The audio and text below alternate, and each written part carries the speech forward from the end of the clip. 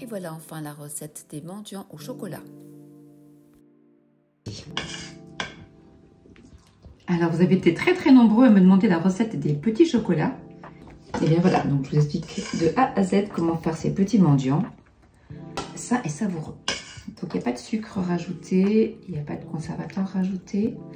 Je prends du chocolat à 90% et donc c'est les sucres des fruits secs qui vont en fait ajouter un peu de texture et de contraste.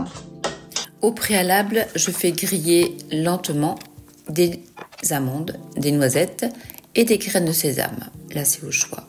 Et je fais fondre au bain-marie très doux du chocolat noir, donc à 90%. Je vais rajouter un tout petit peu de sel, un tout petit peu de gingembre, au choix aussi.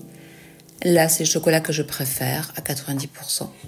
Je peux rajouter aussi parfois des zestes de citron ou d'orange.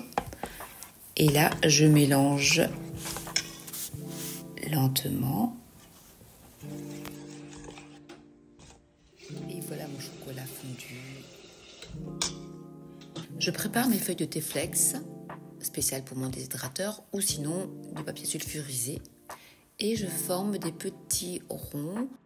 Une autre version est de l'étaler entièrement sur une plaque, très finement, en carré.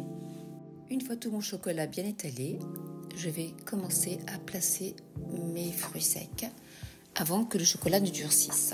Donc j'ai pas beaucoup de temps, donc je fais assez vite. Je commence par les amandes, les éléments les plus gros pour qu'ils s'accrochent bien. Les amandes, les noisettes. Dans cette version, j'ai ajouté aussi des zestes d'orange confite et des zestes de citron confit.